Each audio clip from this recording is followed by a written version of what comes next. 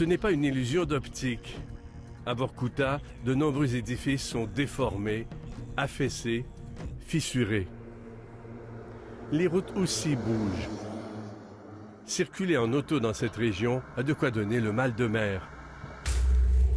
Vorkuta a été construite sur le pergélisol. Les premiers édifices datent des années 30, quand on ne parlait pas de réchauffement planétaire, quand le sol était gelé en profondeur toute l'année. Maintenant, ça craque de partout.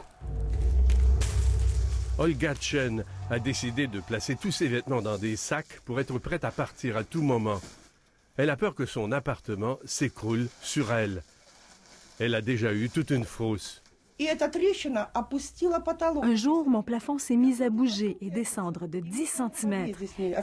J'ai pris mes papiers, mon argent, j'ai réveillé ma fille et nous sommes partis en courant. C'était comme si quelqu'un déchirait la maison.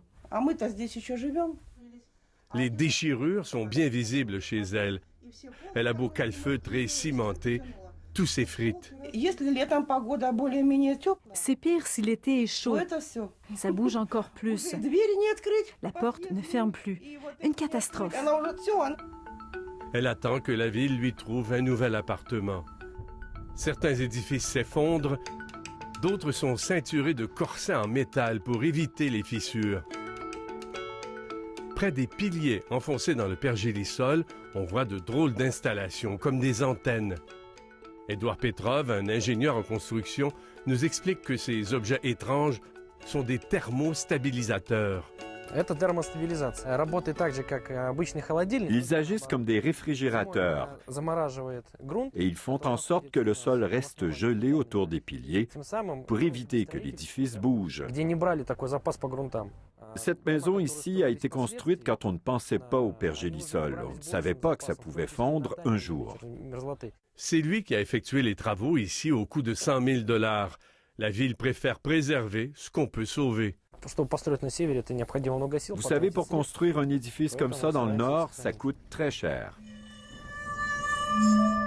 Pendant des décennies, cette ville a été un des goulags où le régime communiste envoyait les dissidents, les opposants au régime. Il y en a eu des dizaines de milliers à Vorkuta, vivant dans des conditions abjectes. Par endroits, on a l'impression que la nature tente d'effacer ce terrible passé de Vorkuta.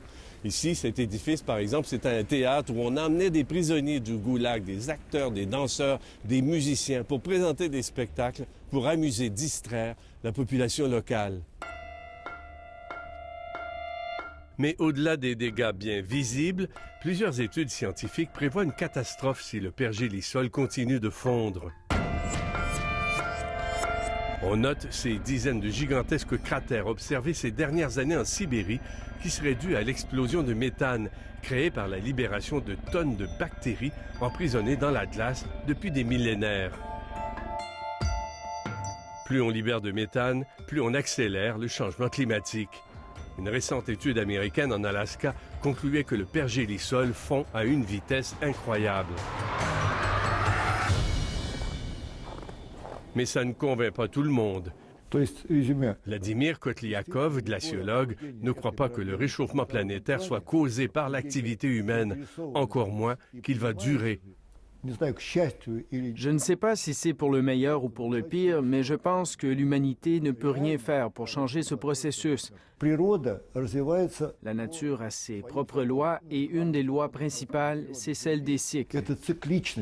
Il croit que le cycle de réchauffement est terminé et qu'on va assister à un refroidissement. Vladimir Kotliakov fait partie des nombreux scientifiques qui avaient recommandé au président Poutine de ne pas ratifier le protocole de Kyoto, qui, selon eux, n'avait aucune base scientifique.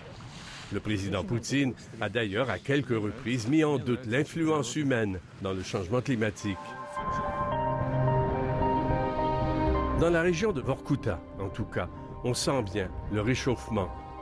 Les gens voient depuis 5 ans un phénomène qu'ils n'avaient jamais observé. Il pousse des arbres dans la toundra. Ici Raymond Saint-Pierre, Radio-Canada, à Vorkuta.